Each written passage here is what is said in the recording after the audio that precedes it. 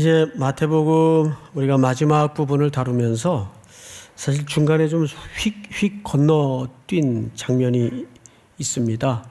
그 부분을 간략하게 우리가 좀 다루고 오늘 본문으로 들어가서 여러분들에게 무척 잘 알려진 또 잘 알고 있는 베드로의 그 실패의 현장을 보면서 우리가 오늘 설교를 좀 이어가도록 하겠습니다.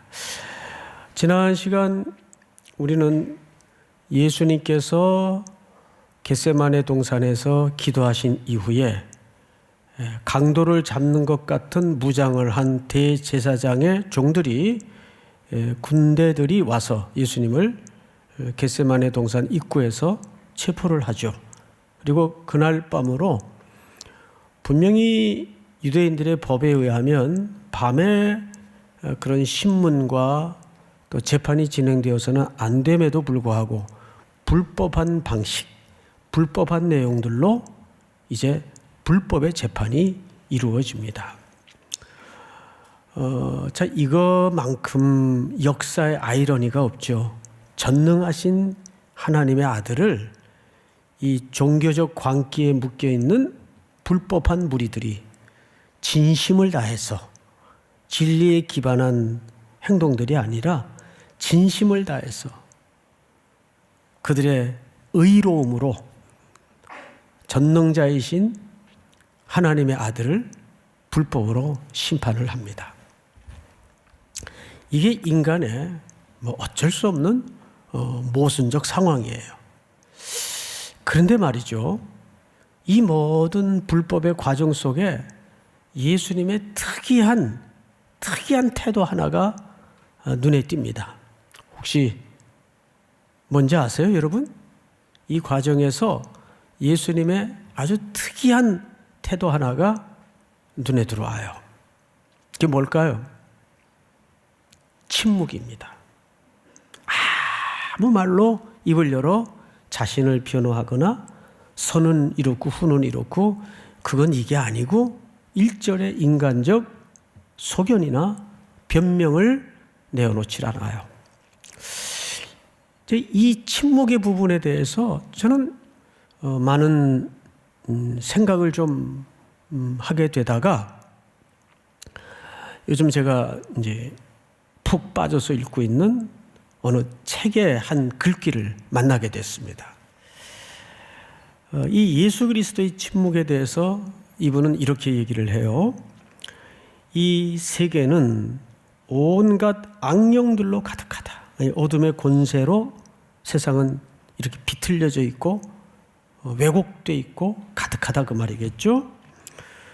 그리고 고통이 끊이지를 않는다. 그리고 인간의 그 자질구레한 권력이 무수히 남용되고 있다. 이러한 세상, 이러한 세계에서 예수가 누구인지를 진정으로 표현할 수 있는 말이 과연 이 땅에 존재할 수 있을까?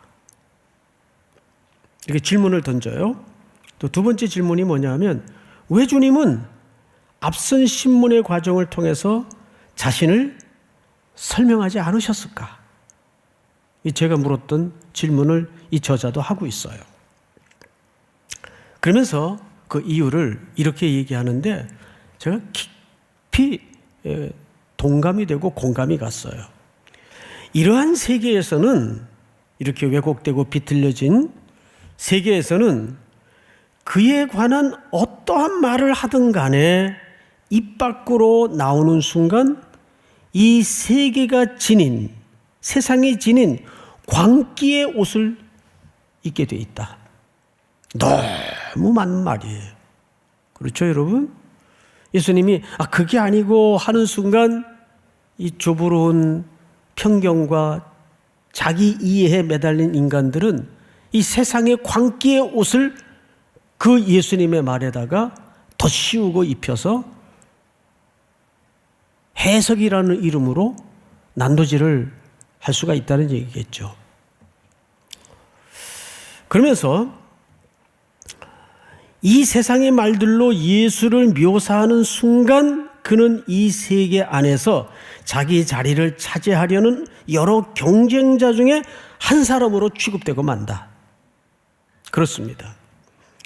그는 그냥 비진리의 일부로 전락하고 말 것이다. 때문에 예수님은 사람들의 질문에 침묵으로 적극적 대답을 오히려 하신 것이다. 정말 이럴 때가 많아요.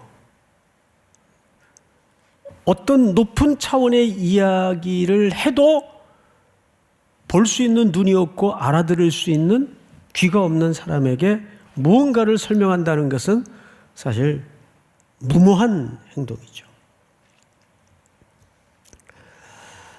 그래서 예수님은 오히려 자기를 비워서 인간의 누더기 같은 그 이해 속으로 오셔서 그 험난한 사람들을, 참 말이 안 통하고 답답한 제자들을 곁에 두시고 그들과 일상을 겪어나갔어요. 오늘 우리는 또 그 제자 중에 한 사람이 무너지는 것을 예수님이 가장 가까이서 지켜보고 계세요. 그런 얘기를 해요. 초월이라는 것은 거대하고 위대한 모습만은 아니다. 우리는 초월, 기적 하면은 거대하고 엄청나고 위대한 것으로만 초월을, 위대함을 이해할 수가 있잖아요. 그런데 예수를 통해 이 심판대에서 드러난 이 죄수의 특이한 표정과 대응 방식과 행동을 통해서 드러나는 자유 혹은 힘은 이 부조리한 세계의 범주로는 잡을 수 없고 잡히지 않는 완전히 낯선 자유이다. 여기서 이 윌리엄 이라는 분이 낯선 자유라는 얘기를 해요. 낯선 자유. 그게 우리들에겐 세상 사람들의 눈에 비칠 때 생성돼야 된다는 거죠. 우리가 성경에서 만날 수 있는 몇 안 되는 인물 중에 성경 기자가 그런 표현을 썼어요. 세상이 감당할 수 없었던 사람이다. 사도 바울을 향한 표현이었어요. 우리가 정말 세상 사람들과 똑같이 똑같은 방식으로 경쟁하고 똑같은 삶의 스타일로 치열하게 부딪히면 우리는 그들에게 승자는 될 수 있고 이길 수는 있어도 그들에게 이 낯선 자유의 신비가 무언가를 드러낼 수는 없어요. 이 낯선 자유가 가져다 주는 이 신비함, 그것이 오늘 우리가 이 설교 말미 끝에 만나야 될, 붙잡아야 될 우리 성도들의 스타일이어야 되지 않을까, 그렇게 생각이 되는 겁니다. 자, 그러면 우리는 예수님께서 지금 서 있는 현장, 그건 불법이 진행되고 있는 현장이에요. 예수님은 침묵은 하셨으나 그 자리를, 그 상황을 굳이 피하려 하지 않았어요. 베드로가 칼을 빼서 말고의 귀를 자를 때도 도록 칼집에 칼을 꽂아라. 내가 너보다 더 어마어마한, 저 무리보다 더 어마어마한 군대를 동원할 수 없어서 당하는 줄 아느냐? 그리고 그 비열하고 자기 이기주의와 자기 광기와 열광에 지금 진행되고 있는 이 난잡한 상황을 예수님은 부닥치고 피하지 않았단 말이에요. 근데 이게 답이라는 거죠. 그 예수님의 삶은 지금 바로 이 순간. 무슨 노래 가사 같죠? 예, 지금 바로 이 순간. 이것이 매일 우리가 헉헉거리면서 숨막히게 부딪히는 또 일상이고 또 앞으로 또 한 주 살아내야 될 그런 삶이 기다리는 현장이에요. 거기서 우리가 보통 고통이라는 것은 걷어내고 싶고 피하고 싶은 게 고통 아니에요. 힘겨움 아니에요. 그거를 예수님은 지금 바로 이 순간 꿋꿋하게 감당해내는 거죠. 비명이 삐져나온다고 아닌 척 위선을 부리지도 않고 아프다고 창피할까 봐 감추고 덮고 하는 위선도 부리지 않고 그대로 지금 바로 이 순간, 그것이 우리 그리스도인들이 이 땅에서 걸어가는 실력이어야 해요. 실력. 그래서 우리는 성경에 보면 때가 참에라는 말이 있어요. 때가 참에. 근데 어느 성도도 그 어느 시간인지 모르지만 그 때가 찰 때까지 그 때만을 향해서 집중하고 살아가는 사람은 없어요. 그래서 어느 원로 목사님이 그런 얘기를 하더라고요. 그 때가 찰 때까지 인간은 수없이 변덕을 부린다. 어떡하나. 우왕좌왕, 전정긍긍. 그러면서 삶의 폭과 영역이 넓어진다는 거죠. 변덕은 인간의 특권이에요. 사실은. 근데 너무 내가 좀 그리스도인답지 않다고 느껴지더라도 그 자기를 자책할 필요가 없어요. 인간이 그래요. 예. 뭐 자기를 그렇게 대단한 수준으로 이해하지 마십시오. 자, 그러면 우리는 오늘 베드로에게 조금 더 집중해서 이제 마지막 부분을 좀 보도록 하겠습니다. 69절을 보시면 베드로가 바깥뜰에 앉았더니, 여러분, 베드로가 바깥뜰에 앉았다라는 말은 이제 안뜰에 있다가 바깥뜰로 나갔어요. 이 바깥뜰을 나가서 문을 나서면 길이에요. 그러니까 완전히 이제 안채에서 나온 겁니다. 근데 원래는 어디에 앉아 있었는가 하면 57절을 보세요. 예수를 잡은 자들이 그를 끌고 대제사장 가야바에게로 가니, 이 시간에 이렇게 끌고 가면 안 돼요. 거기 서기관과 장로들이 모여 있더라. 베드로가 멀찍이 예수를 따라갔어요. 근데 여러분, 여기 사실 예수를 따라간 게 아니라 그 뒤에 보면 따라간 이유가 등장을 하는데, 따라 대제사장의 집들까지 가서 그 결말을 보려고 안에 들어가 하인들과 함께 앉아 있더라. 자, 앞을 보실까요, 여러분? 베드로가 멀찍이 따라갔어요. 그리고 나중에 보니까 그 안뜰에 들어가서 그 하속들과 같이 앉아 있어요. 근데 시편 1편에 보면 한번 띄워주실까요? 우리 이미 배웠던 내용일 텐데, 복 있는 사람은 악인들의 꾀를 어떻게 아니하며, 쫓지 아니하며 따르지 아니하며, 같은 말이죠. 죄인들의 길에 서지 아니하며 오만한 자들의 자리에 앉지 않았어요. 오늘 본문에는 57절을 보니까 베드로가 따라갔고 결말이 어떻게 되나 보려고 따라갔고 그 다음에 안에 들어가 앉아 있어요.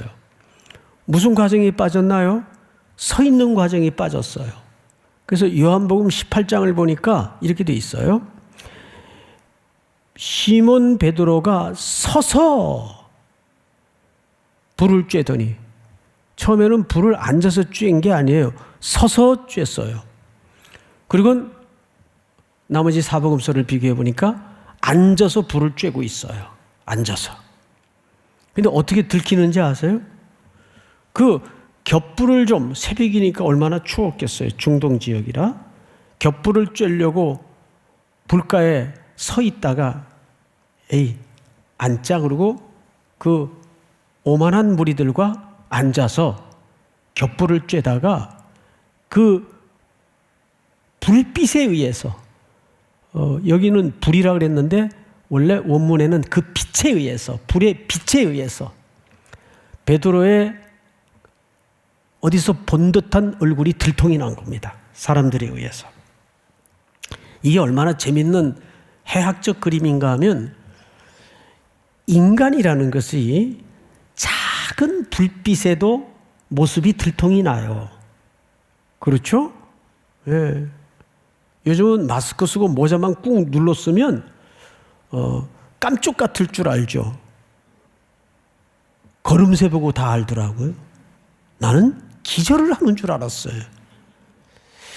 어디 사람들 북적거리는데 가서 이제 철저히 깃 올리고 마스크 쓰고 이러고 이제 돌아다녔는데, 어머, 목사님. 그래서 이게 머리가 싸해. 그래서 아유, 안녕하세요. 어떻게 이렇게 아셨어요? 그랬더니 목소리 듣고 알았대요. 목소리 듣고. 워낙 이게 목소리가 천지사방에 뿌려지다 보니까 목소리 듣고 목사님인 줄 알았대요. 제 목소리가 이렇게 평범한 목소리는 아니잖아요. 탁하잖아요. 다 들통이 나는 거예요. 자, 그런데 성경을 다시 한번 보십시다. 너도 69절입니다. 베드로가 바깥들에 앉았더니 한 여종이 나와 이르되 너도 갈릴리 사람 예수와 함께 있었도다 하거늘. 자, 작은 빛 앞에도 베드로는 들통이 났는데, 그분은 자기가 추위를 녹이려고 다가서 있다가 앉아 같이 함께 불을 쬐었던 그 불이에요. 그 빛에 자기 모습이 더 들통이 났는데, 한 여종이 한 말 중에 베드로의 가슴팍을 후벼 파는 표현 하나를 썼어요. 너도 갈릴리 사람 예수와 어떻게 함께 있었도다. 함께 있었도다. 이 말은 베드로가 예수님 나는 절대 버리는 일 없습니다 라고 장담할 때 썼던 강조한 단어예요. 몇 절을 보시냐 하면 앞에 35절을 보세요. 34절. 예수께서 이르시되 내가 진실로 네게 이르노니 오늘 밤 닭울기 전에 네가 3번 나를 부인하리라. 베드로가 이르다 내가 주와 함께 죽을지언정. 함께 죽을지언정. 이거 베드로가 강조했던 얘기예요. 근데 그걸 지금 누가 확인시켜 주냐면 한 여종이, 이름도 소개되지 않는 한 여종이 너 함께 있었지? 함께라는 말은 이 굉장히 중요한 주제입니다, 사실은. 근데 베드로는 결국 이 자리에서 함께하지 못했죠. 이미 이 실패는 겟세마네 동산에서 기도 속에, 그 과정 속에 예수님에 의해서 질타당했던 주제예요. 너희가 한시라도 나와 함께 있을 수 없더냐? 졸고 있던 제자들에게. 제가 지난주는 2부 설교를 안 했기 때문에 이 주제에 대해서 특별히 여러분 그 인터넷을 통해 청취를 하시면 될 겁니다.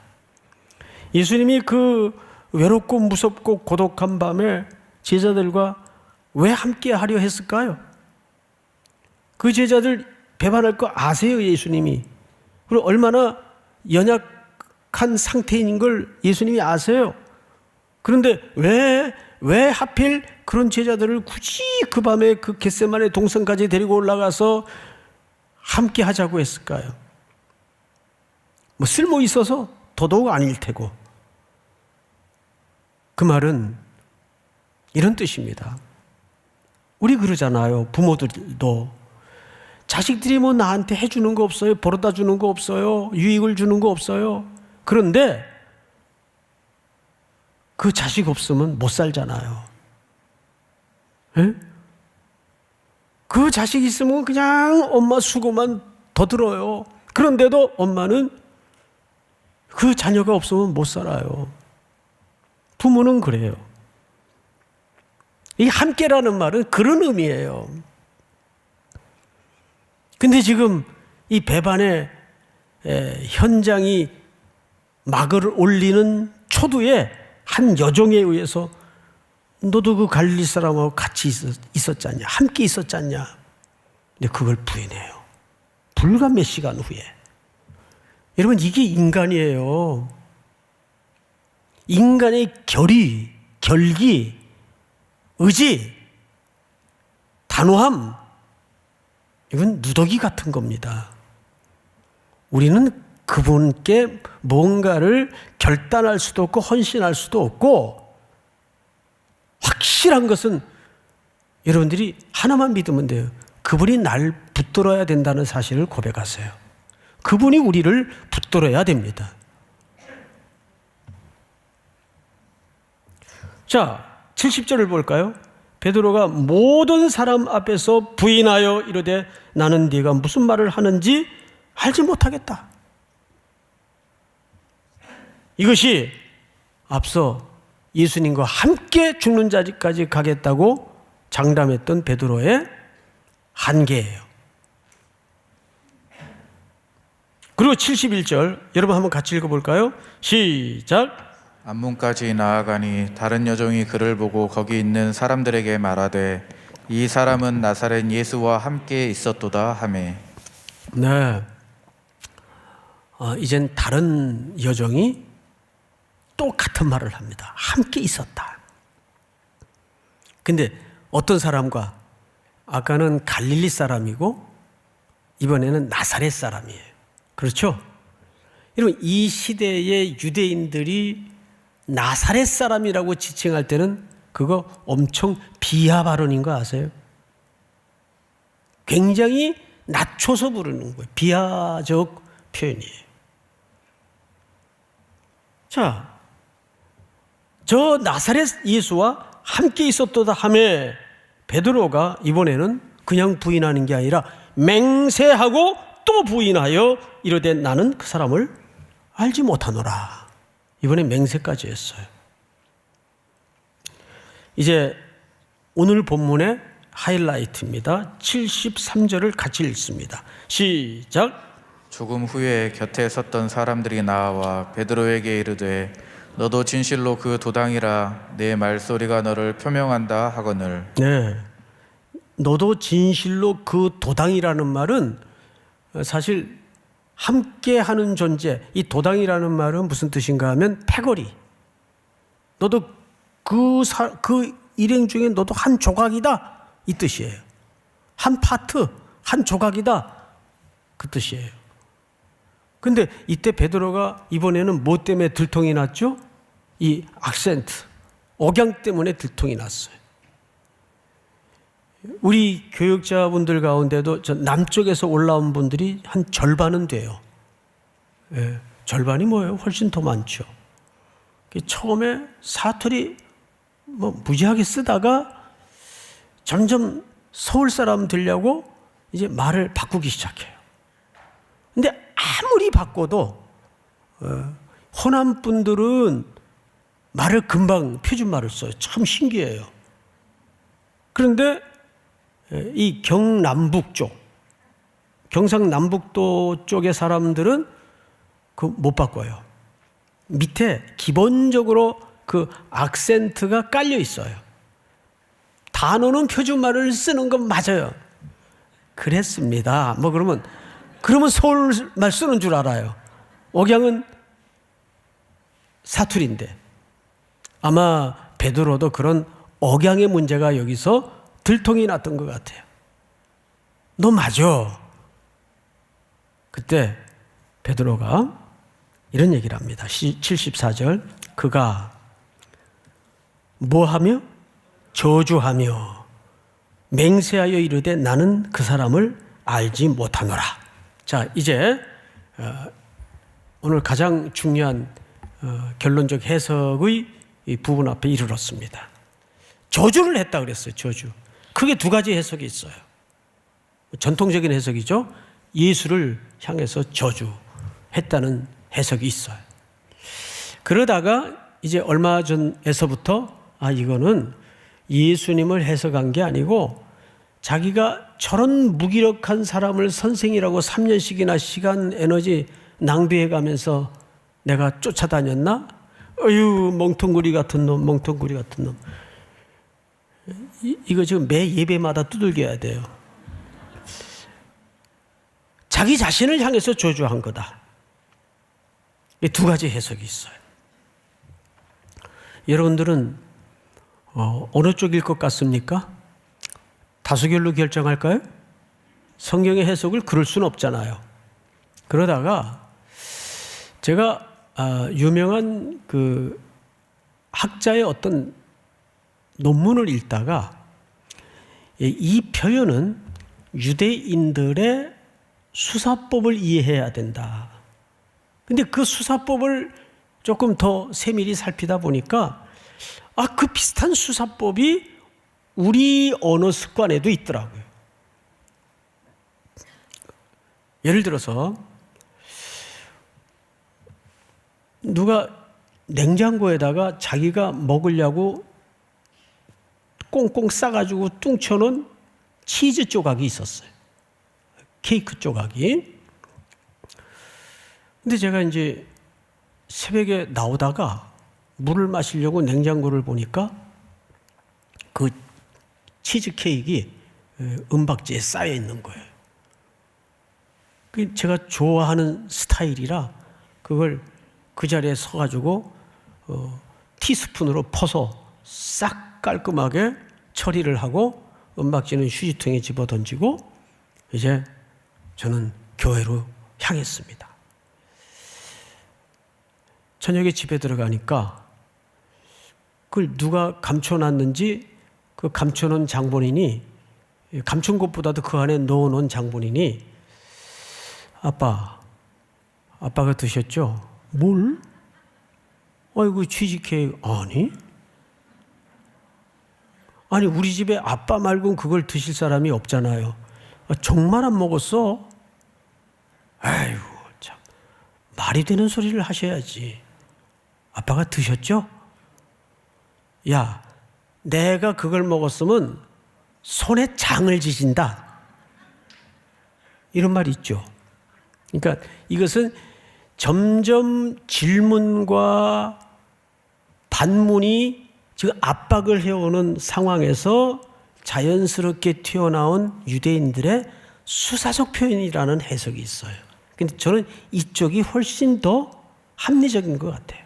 왜냐하면 베드로가 자기를 저주했다는 것도 충분한 설명이 안 되고 더더군다나 예수를 부인하면 부인했지 저주까지 했다는 것도 그렇게 썩 납득이 되는 해석이 아닌데 그저 유대인들의 수사법의 강화에 따라서 이것이 강화적 부정법이라고 표현을 한다면 그게 훨씬 더 설득력이 있겠다. 그러니까 중요한 것은 뭐냐면 3번이나 걸쳐서 압박이 들어오니까 3번에 걸쳐 뭐 했다는 거예요? 부인했다는 거예요. 예수 모른다. 자, 그러자 어떤 일이 벌어지는가 한번 보십시다. 75절, 74절. 그가 저주하며 맹세하여 이르되 나는 그 사람을 알지 못하노라 하니 곧 뭐가 울었어요? 닭이 울었어요. 닭이. 자, 여러분. 그래서 베드로는 닭소리 때문에 회개했다. 이렇게 끌고 가면 안 돼요. 그때 닭이 운 거지 닭소리 듣고 회개한 게 아니에요. 그런 요 사이에 마태는 일부러 생략한 무엇인가가 하나 있어요. 우리 누가복음을 좀 띄워주시기 바랍니다. 22장 61절. 예, 주께서 돌이켜 베드로를 어떻게 하시고 보시니 이렇게 된 거죠. 베드로가 3번째 부인하자 그 앞에 2번에 걸친 부인의 소리도 예수님이 다 들었겠죠. 얼마나 마음이 무너지셨을까요? 그리고 3번째 당신의 예고처럼 사랑했던 제자가 자기를 모른다고 부인하자 예수님이 몸을 돌이켜 제자를 깊은 눈으로 바라보세요. 이렇게. 근데 그 눈매가 이랬을까요? 그러지 않았을 것 같아요. 깊은 긍휼과 자애로운 심정을 담아서 예수님은 제자를 주목하셨을 거예요. 그때 본문을 다시 보세요. 누가복음 22장. 주께서 돌이켜 베드로를 보시니 베드로가 주의 말씀 곧 닭 울기 전에 네가 3번 나를 부인하리라 하심이 어떻게 해서 생각나서 주님과 눈이 마주치는 순간 베드로에게는 무엇이 기억이 된 거죠? 예수님이 하신 말씀이 기억이 된 거예요. 그 하신 말씀을 우리가 다시 한번 확인해 볼까요? 26장 34절. 예수께서 이르시되 내가 진실로 네게 이르노니 오늘 밤 닭 울기 전에 네가 3번 나를 부인하리라. 이거를 조금 전에 말씀하셨어요. 그런데 예수님과 베드로가 눈이 마주치는 순간 그 눈빛이 무엇을 말하는지 베드로는 제일 먼저 기억났던 게 그 스승이 그 주님이 말씀하셨던 말씀이었어요. 그리고 누가복음 22장을 다시 띄워주세요. 주의 말씀 곧 오늘 닭 울기 전에 네가 3번 나를 부인하리라 하심이 생각나서 밖에 나가서 심히 통곡하니라. 그리고 오늘 본문으로 눈을 돌려서 보시면 75절. 이에 베드로가 주의 말씀에 닭 울기 전에 네가 3번 나를 부인하리라 하심이 생각나서 밖에 나가서 심히 통곡하니라. 그러니까 베드로를 회개시킨 것은 닭소리가 아니라 뭐죠? 주님과의 눈빛의 마주침. 주님이 베드로의 흔들리는 눈빛을 붙잡으셨어요. 그 눈길이 마주치는 순간 하나님의 말씀이 기억이 나고 그는 밖에 나가서 심한 통곡의 밤을 어둠으로 채웁니다. 눈물로 채웁니다. 이거예요.